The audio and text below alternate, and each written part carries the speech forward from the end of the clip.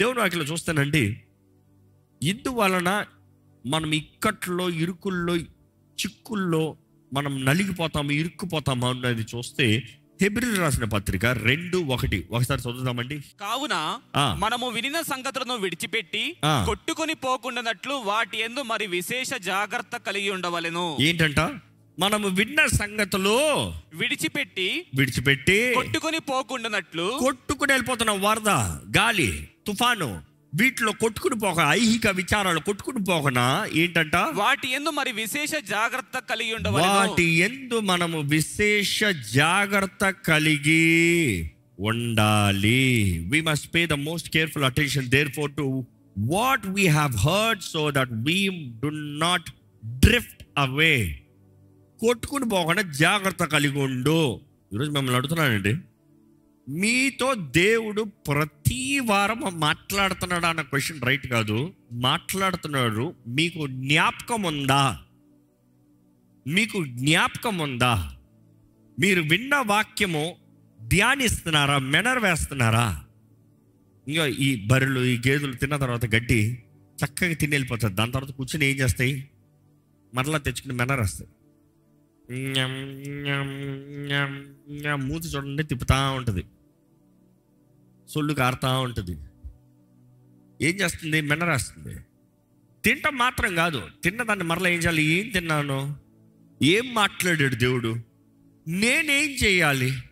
ఎందుకంటే ఇక్కడ అందరికీ దేవుడు వాకిస్తున్నాడు, అందరితో ఒకేలాగా మాట్లాడుతున్నాడు. నో, మీరేం నేర్చుకున్నారంటే అందరూ ఒకటే చెప్పరు. ఒక్కొక్కరు వారికి కావాల్సిన డైమెన్షన్లో, వారికి కావాల్సిన ఆహారము, వారికి కావాల్సిన ఆ స్ట్రక్చర్ను వారు పొందుకుంటారు. కాబట్టి మీ లైఫ్, నేను ఒకటంటాను, దేవుడు వాక్యం ఇటుకుల్లాగా మీ దగ్గరకు వచ్చినప్పుడు మీరు ఏం చేస్తారన్నది ముఖ్యం. ఇటుకుని విసుకొట్టారా, ఏమవుతాయి? ఇటుకులు వేస్ట్ అవుతాయి. కానీ అదే ఇటుకులు ఒక ప్లాన్తో, ఒక కమిట్మెంట్తో కట్టేవా? కట్టాల్సింది నువ్వే. కట్టువాడిని ప్రయాస వ్యర్థంగా పోకుండా చూసుకో.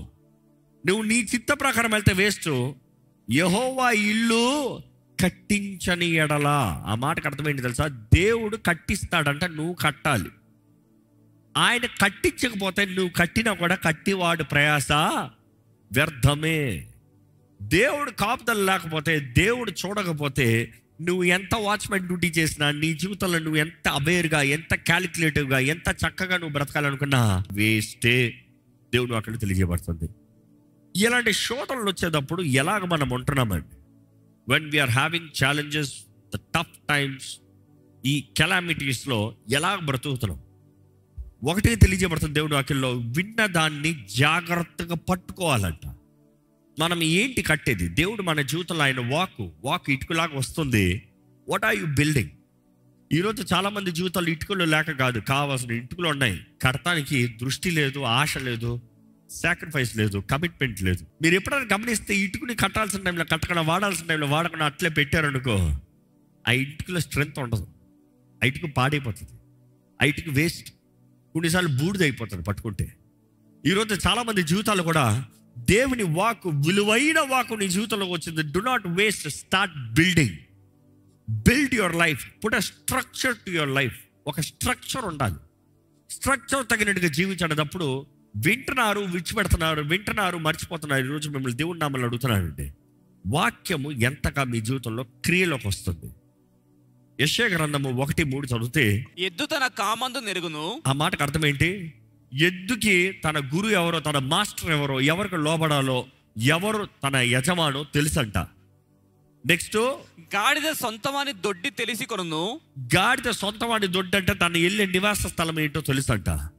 ఎద్దుకి ఎవరి మాట వినాలో తెలుసు, గాడిదకి ఎక్కడికి వెళ్ళి ఉండాలో తెలుసు. ఆగండి, మిమ్మల్ని అడుగుతున్నాను, మీరు ఎవరి మాట వినాలో తెలుసా మీకు? ఏ మాట వినాలో తెలుసా మీకు? ఎన్నో స్వరాలు మీరు వింటున్నారు, కానీ ఏ మాట? అందరూ హై హై, సై సై, పో పో, రా రా, చెయ్యి చెయ్యి, ఇవ్వి. ఎవరిది ఏది తెలుసా? ఎద్దుకు తెలుసంట. దేవుడు అంటాడు, ఎద్దులు బెటరు. అది ఎద్దైనా కూడా యజమాని స్వరాన్ని తెలుసు, యజమాని మాట ఎవరో తెలుసు, యజమాని ఎవరో తెలుసు. కనబడే వాళ్ళందరూ యజమాని కాదు. రెండోది, గాడిద ఎక్కడికి వెళ్ళాలో తెలుసు. గాడిదకి దాన్ని ఎక్కడ వదిలినా కూడా తిరిగి వస్తుంది కరెక్ట్గా. మిమ్మల్ని అడుగుతున్నా, మీ జీవితంలో మీరు ఎక్కడికి రావాలో రాగలుగుతున్నారా? ఎక్కడికి వెళ్ళాలో వెళ్ళగలుగుతున్నారా? ఎక్కడ నుండి ఎట్ట బయటికి రావాలో తెలుసా మీకు? దేవుడు ఏమంటాడు ఇక్కడ, ఇశ్రాయేలుకు తెలివి లేదు, ఏమి లేదంట. ఈరోజు మీ పేరు పెట్టాలి ఇశ్రాయేలు బదులుగా.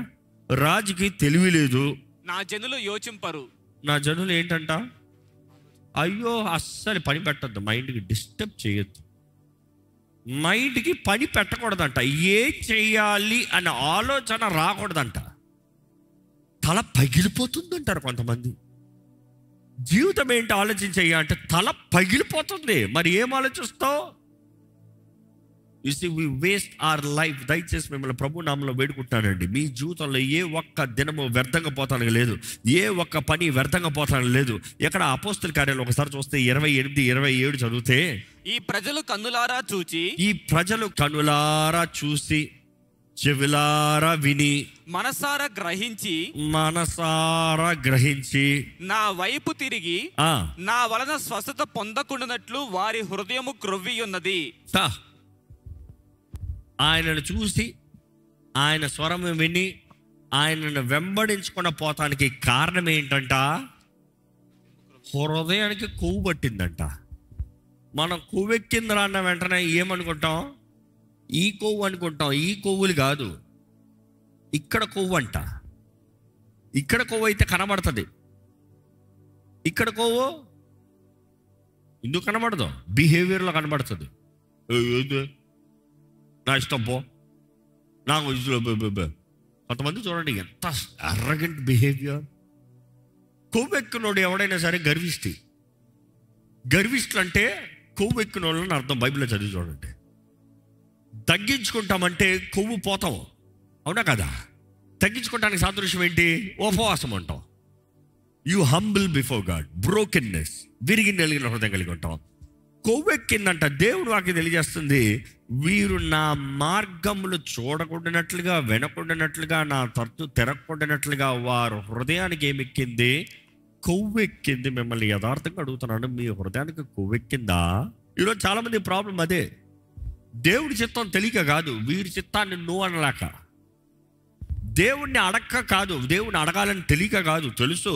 దేవుడిని అడిగితే ఏం ఆన్సర్ వస్తుందో కూడా తెలుసు. కానీ కొవ్వు ఎక్కి నా ఇష్టం, నేను ట్రై చేసి చూసుకుంటా.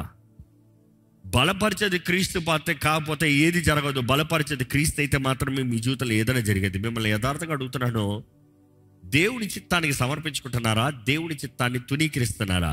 దేవుని చిత్తం అని తెలిసి కూడా తెలియనట్టుగా జీవిస్తానికి ప్రయత్నం చేస్తున్నారా? దేవుడు హృదయ రహస్యాలు ఎరిగిన దేవుడు.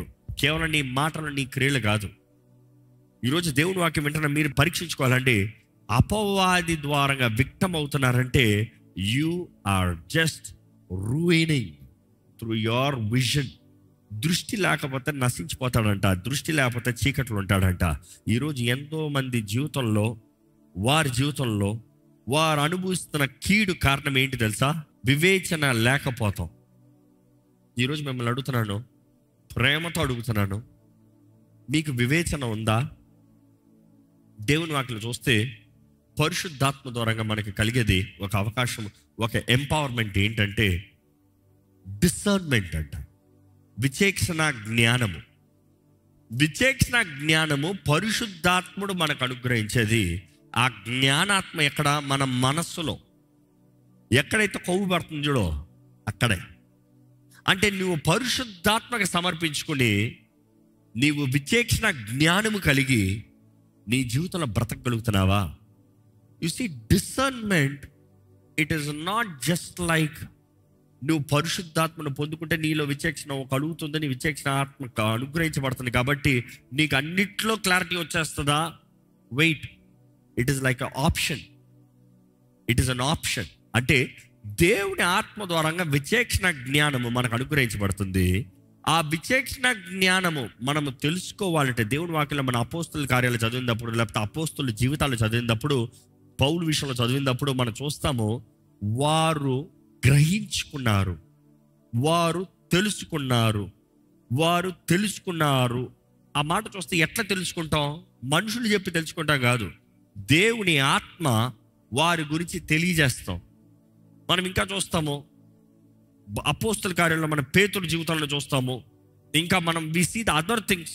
ఇంకో సైమన్ ఏమంటాడు, నేను డబ్బులు ఇస్తానో నాకు ఈ వరము ఏమంటాడు? No, God knows the intentions of your heart.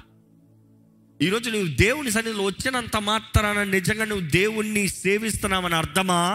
కాదు కాదు కాదు. నీ సొంత లాభానికి వస్తున్నావేమో, జాగ్రత్త. నాకు పరిశుద్ధాత్మ వరము దయచేయి, నాకు దేవుని సహాయము దయచేయి, నాకు దేవుని దయచేయి, దేవుడు నాకు కావాలి, నాకు విచక్షణ జ్ఞానం కావాలి. దేనికి? నేను డబ్బులు చేసుకుంటానికి. That is not the thing. ఈ వాక్యం ఇప్పుడు జ్ఞాపకం చేసుకోవాలి. వివేచన జ్ఞానము లేకపోతే నీ యజమాని ఎవరు నీకు తెలీదు, ఎవరిని నమ్మాలి తెలీదు, ఎవరిని వెంబడించాలో తెలీదు. నీ స్థానము, నీ స్థలము, నువ్వు వెళ్ళవలసిన దశ లేకపోతే దిక్కు నీకు తెలియదు. ఎటు వెళ్ళాలి, ఏ డైరెక్షన్లో వెళ్ళాలి తెలియదు. దేవుడు అంటాడు, నా ప్రజలు ఎక్కడ యెషయా 1:3 చూస్తే, they do not have understanding. వారికి తెలీదు. Israel does not know, they do not have understanding. తెలుగులో చాలా చక్కగా ఉంది. యోచింపరంట, ఆలోచింపరంట. మిమ్మల్ని అడుగుతున్నానండి ప్రేమతో, ఎప్పుడు అది మీరు కూర్చుని మీ జీవితంలో ఏం చేయాలని ఆలోచించండి. చేశారు కాదు, ఆలోచించింది. ఆలోచనలో ఉంది అన్ని. కాబట్టి ఎంతోమంది జీవితంలో కీడులోకి, ఇరుకుల్లోకి, ఇక్కట్లోకి దిగిపోతానికి కారణం ఏంటంటే వివేచన లేక. రెండోది ఏంటంటే సోమర్తనం, కేర్లెస్, నిర్లక్ష్యపరుస్తున్నాం. ఈరోజు మిమ్మల్ని అడుగుతున్నానండి, దేవుడు మీ జీవితంలో ఇచ్చిన వాటిని మీరు నిర్లక్ష్యపరుస్తున్నారా?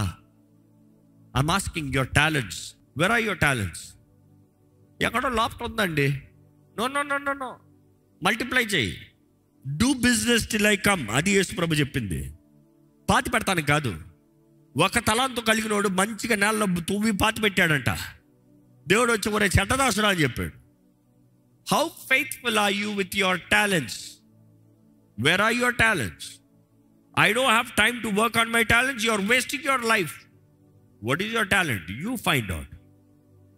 నువ్వు వెతుక్కోవాలి, నువ్వు తెలుసుకోవాలి ఏంటి నీలో దేవుడు పెట్టింది. నీలో ఏం పెట్టాడో నువ్వు తవ్వు చూసుకోవాలి. నేను తవ్వు చెప్పాలని చూడద్దు. ఈరోజు people want archaeologist come and search and analyse. Archaeologist ఎప్పుడు వచ్చినా కూడా అది షో పీస్ మారిపోతుంది. జాగ్రత్త. తెలుసా? ఆర్కియాలజిస్ట్ ఒక సైట్లోకి వచ్చి దిగ్జస్ట్ స్టార్ట్ చేస్తారా? అక్కడ వచ్చే అన్ని షో పీస్లు, అక్కడ దొరికిన పాత్రలు మ్యూజియంలో, అక్కడ కనబడే అన్ని మ్యూజియంలో 10 మంది వచ్చి షో పీసులు చూస్తానికే కానీ జీవితంలో ఏం లాభం లేదు. ఈరోజు చాలామంది నాలో ఏం పెట్టాడు, నాలో ఏం పెట్టాడు. నువ్వు తెలుసుకో.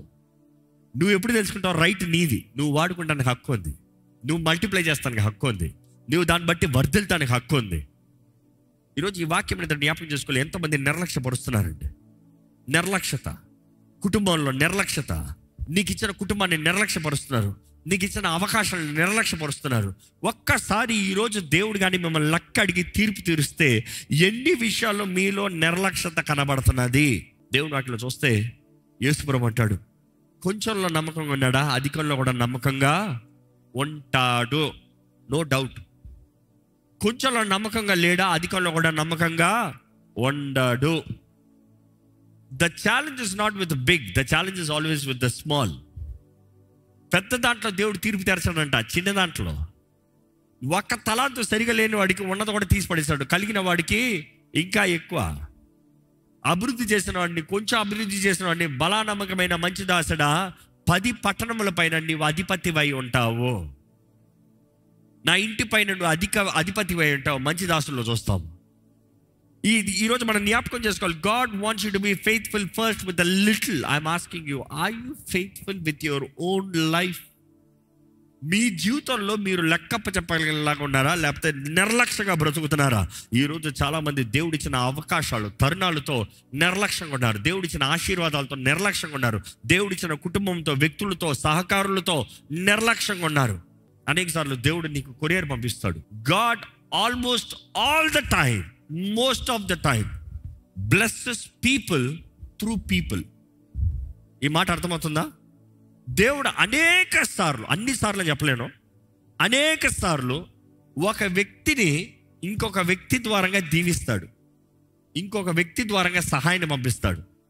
అనేక సార్లు దేవా నువ్వు సహాయం ఇవ్వంటున్నావు. దేవుడు అంటాడు నేను సహాయం ఇచ్చాను, పంపించాను అంటున్నాడు. కానీ తెచ్చే వ్యక్తితో నువ్వు గొడవ పెట్టుకుంటున్నావు. అనుకో చూడండి, దేవుడు నీకు ఒక కొరియర్ పార్సల్ పంపించాడు, వాల్యుబుల్ గిఫ్ట్ నీకు పార్సల్ పంపించాడు. నువ్వు ఆశపడేది, కోరేది నీకు పార్సల్ పంపించాడు. కానీ తెచ్చిన కొరియర్ మ్యాన్ నీకు ఫోన్ చేశాడు. ఫోన్ చేస్తే నేను బిజీగా నాన్న కట్పెట్ చేస్తున్నావు. మళ్ళీ ఫోన్ చేశాడు, ఐఎమ్ బిజీ. ఫోన్ చేశాడు, పని పట్టలేదా నీకు, ఇచ్చిపోవచ్చు కదా. కొన్ని కొరియర్స్ ఉంటాయి, అట్లా ఇచ్చిపోతాను కుదరదు, సైన్ వేయాలి మీరు. వారు మిమ్మల్ని చూసి వెరిఫై చేసి అవ్వాలి. ఉదాహరణకి మీరు క్రెడిట్ కార్డు అప్లై చేయండి.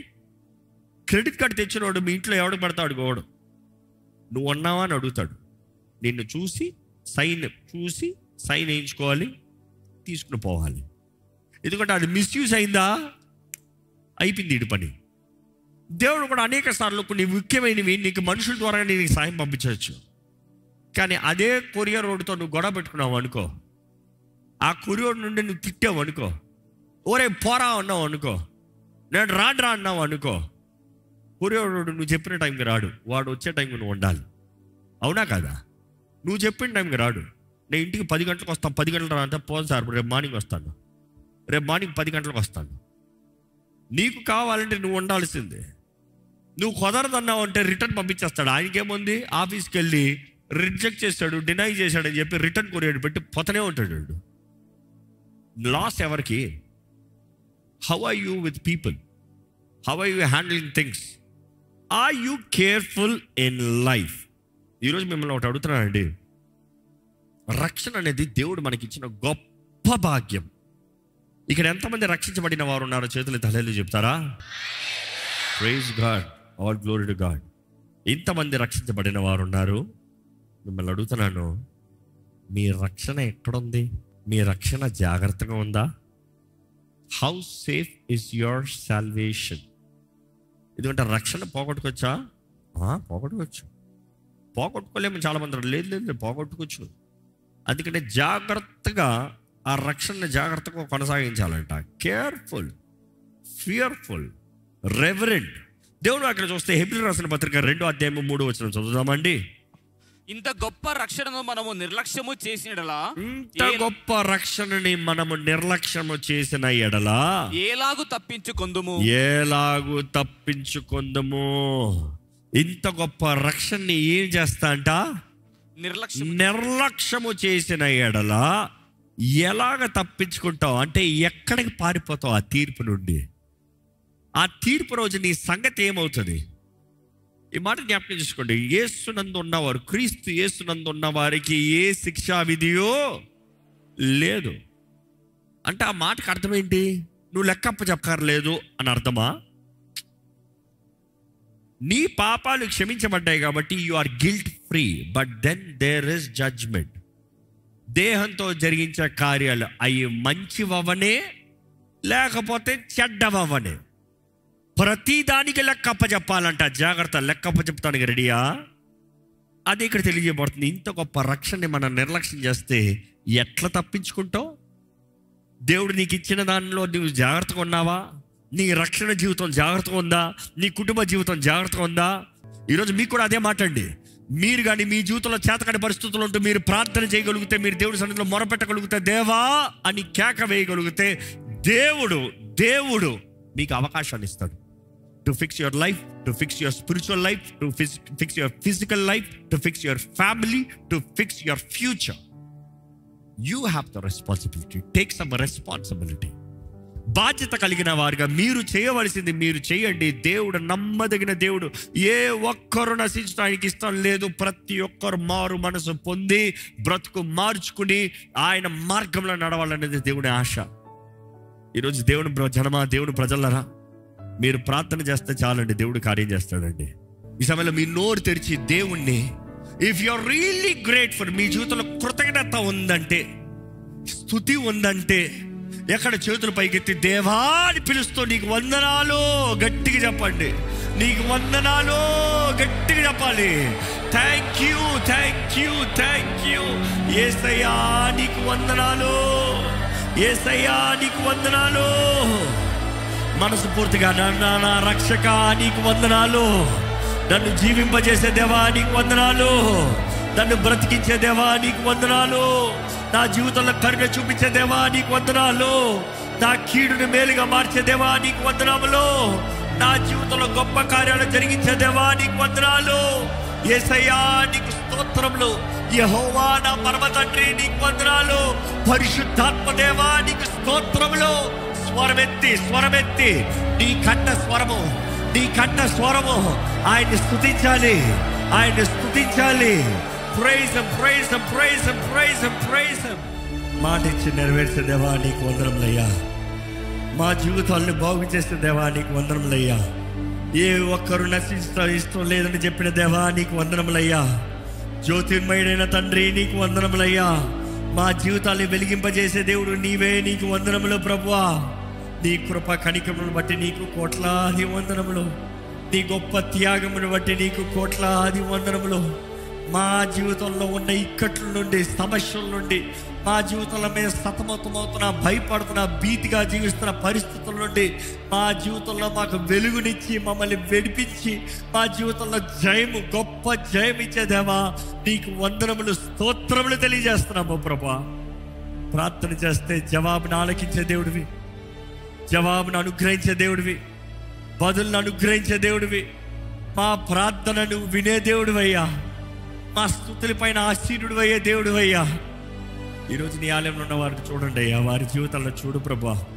ఎవరెవరైతే ఇప్పటికే జీవితంలో ఎంతో సమయం వ్యర్థపరుచుకుని, జీవితంలో పరిస్థితులను పాడు చేసుకుని, అయ్యా నువ్వు ఇచ్చిన తరుణాలని దుర్వినియోగం చేసుకుని, అయ్యా జీవితంలో ఎన్నో ఇబ్బందులు, ఇక్కట్లో, అప్పుల్లో, అనవసరమైన సమస్యల్లో ఇరుక్కులున్న వారిని చూడు ప్రభా.